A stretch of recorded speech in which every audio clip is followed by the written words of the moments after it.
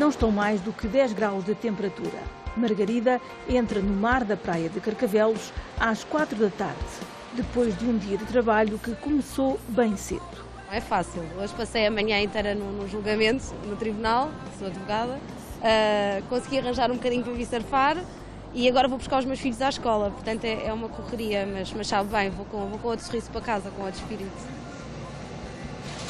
Apesar da azáfama do dia-a-dia, Margarida sempre se preocupou em praticar desporto e ter uma alimentação saudável. Tenta que os filhos lhe sigam os passos. Adoram açúcar, adoram coisas doces, mas eu tento incutir-lhes que não é saudável, não é? Quando tu chegas a casa, o que é que te apetece comer? Um leite com chocolate e uns cereais. O pequeno almoço e o lanche acho que é a maior dificuldade, é o pequeno almoço e o lanche. Ao contrário de Margarida, Clara nem sempre foi adepta de exercício físico regular. Mas hoje, faça frio ou chuva, não abdica da caminhada diária. Um motivo forte vincou-lhe a determinação. Só comecei a caminhar diariamente depois de me ter sido diagnosticado um problema oncológico. Tenho problemas de saúde a nível reumático e a atividade física é um fator que os médicos consideram preponderante na ajuda neste tipo de situações. Portanto, meia hora por dia tem que ser.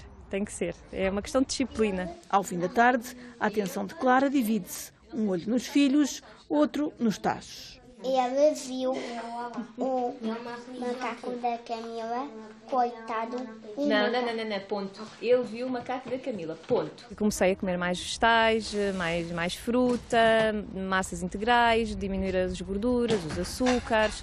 Tento neste momento estender realmente um estilo de vida saudável ao resto da família. Escolher a dieta mais adequada é um dilema para quem se preocupa em comer de forma saudável. Nós vamos à internet, procuramos, há imensas teorias e começa realmente a ser complicado saber o que é bom e o que não é, o que é saudável e o que não é. Naquelas situações em que nós temos evidência forte a dizer que isto é assim, é fácil. É muito fácil. Quando não temos, o mercado pressiona nos sentidos variados. E nós temos que perceber, e além disso, vão-se adquirindo conhecimentos que são progressivos, não é? Há coisas que nós não sabíamos antes e sabemos agora, não é? Antigamente a sardinha era considerada um peixe de pobres, não é? E o salmão era considerado um peixe de ricos. Hoje em dia o salmão é um peixe muito gordo que se deve comer em doses moderadas.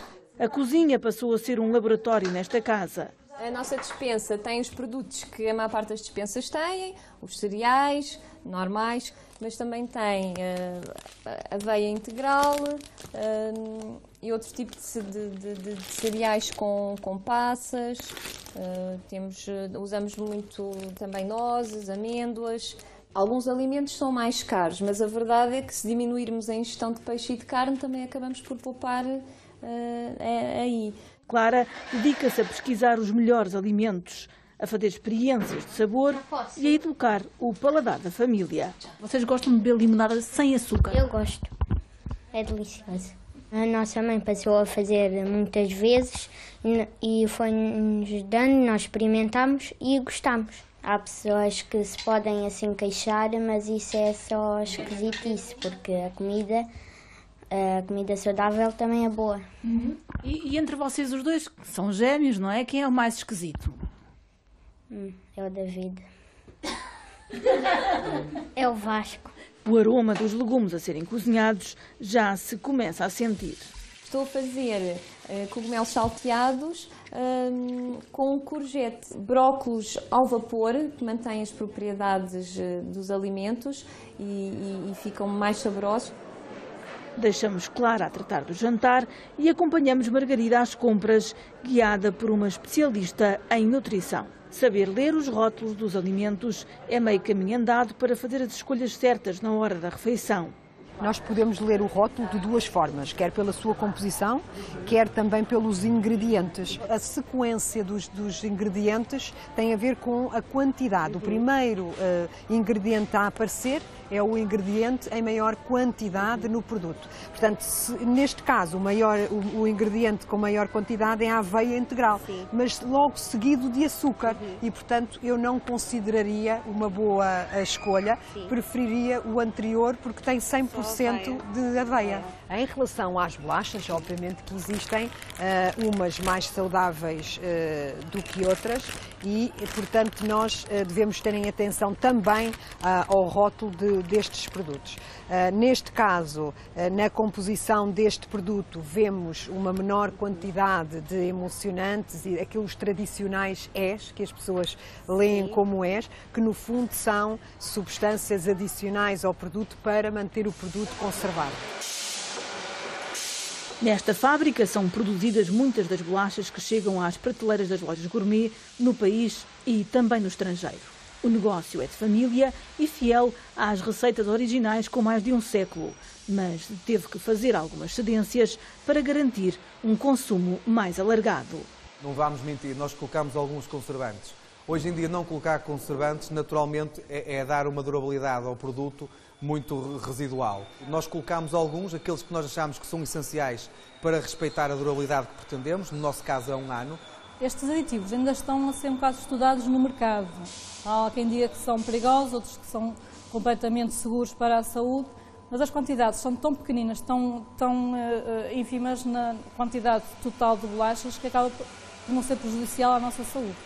Desde o início deste ano que surgiram novas regras para a rotulagem dos alimentos impostas pela União Europeia. Em destaque, surgem agora os ingredientes que podem causar alergias.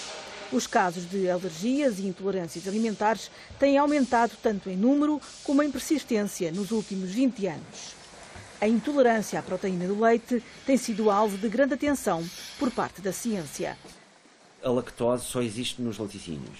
E durante milhões de anos, estamos a falar da nossa evolução enquanto hominídeos, o único contacto que tínhamos com a lactose era durante o tempo em que estávamos a amamentar. A partir do momento em que nós começámos a introduzir o leite na nossa dieta, tivemos uma alteração genética que nos permitiu continuar a produzir essa enzima ao longo de toda a vida. Durante a infância, o corpo produz muita lactase, mas com o tempo diminui ou deixa mesmo de produzir esta enzima que processa o açúcar do leite. Por isso, quem continua a beber leite acaba por sentir efeitos adversos. Só cerca de 40% da população portuguesa continua a digerir a lactose ao longo de toda a vida. Os outros 60% não o fazem. E nessas pessoas, uma dose superior a um copo de leite por dia já poderá produzir sintomas de intolerância à lactose. É apontado como a principal fonte de cálcio, essencial no crescimento e prevenção da osteoporose. Mas há investigadores que associam o leite a algumas doenças. Grande parte do mal-estar do estômago tem a ver com a produção interna de gases. Esses gases vão lesar a mucosa intestinal e provocam a sensibilização a outras proteínas. Existem algumas patologias onde eu acho que poderíamos experimentar uma dieta sem laticínios, mas também não quero ser radical ao ponto de dizer o leite faz mal a toda a gente e devemos retirá-lo. Não é isso. Seja ou não fruto das dúvidas levantadas, a verdade é que, em Portugal, o consumo de leite e derivados tem vindo a descer.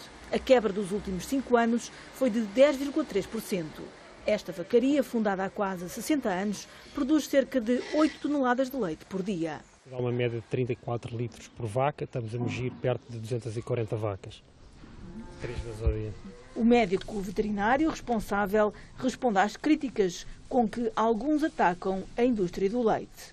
É completamente proibido a utilização de hormonas na Europa para a produção de leite ou mesmo para a produção de carne, por isso essa fica logo afastada. Os antibióticos e outros fármacos, obviamente podem ser úteis, nós queremos tratar os animais.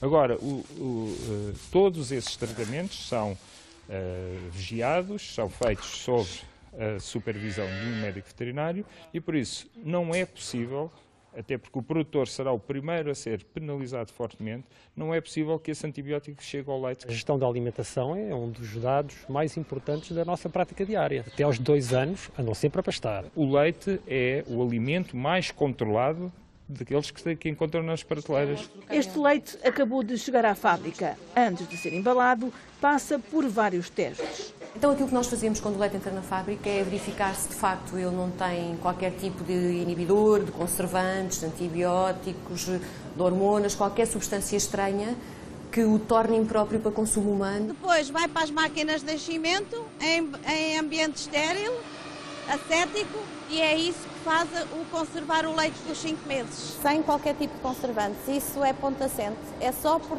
tratamento de calor. Com a melhoria das condições das sociedades industrializadas, a esperança média de vida aumentou, mas aumentaram também as doenças associadas à idade. Vários especialistas da área da saúde e nutrição apontam para uma correlação entre alimentação, estilo de vida e doenças degenerativas modernas, como o cancro, a diabetes ou doenças cardiovasculares. Além do leite, os adoçantes, o glúten, a soja, os alimentos processados e refinados têm estado na mira das críticas. Eu sou partidário do regresso à terra, regresso aos produtos naturais, a uma agricultura biológica, aos produtos biológicos, aos produtos não geneticamente modificados. É claro que a alimentação é muito difícil de estudar com a evidência que nós conhecemos, porque a alimentação é um processo que inclui imensas coisas. E, portanto, se nós quisermos, e muitas vezes as pessoas perguntam-nos, quer saber se este ingrediente ou aquele provoca um cancro, é muito complicado identificá-lo, porque nós não podemos pôr uma pessoa só a comer uma coisa. Na dieta, nada faz especificamente mal ou especificamente bem. O que é preciso é equilibrar as coisas e perceber que uma dieta é uma combinação inteligentíssima de vários aspectos que têm que estar equilibrados. Margarida pede a ajuda da amiga e chefe de cozinha para testar um pequeno almoço alternativo e mais equilibrado para o filho António. Em vez dos cereais com chocolate, Cristina Andrés propõe um iogurte natural sem açúcar, batido com fruta, aveia e mel. Relativamente ao açúcar, em substituição ao açúcar refinado, eu utilizo ou mascavado ou então mel. Podes colocar umas baigas goji que eles nem sequer vão perceber. E estás-lhe a dar super... Claro. Estás a dar super alimentos aos teus filhos. O que é que tu achas? É bom. Acho que é possível fazer uma alimentação mediterrânica e portuguesa muito equilibrada e saudável. Na casa de Clara já estão todos à mesa. Ninguém torce o nariz à refeição de legumes preparada pela mãe. A correção dos erros ao nível alimentar pode não levar a viver mais anos, mas, dizem os especialistas, permite reduzir o tempo que teremos de viver com doenças crónicas.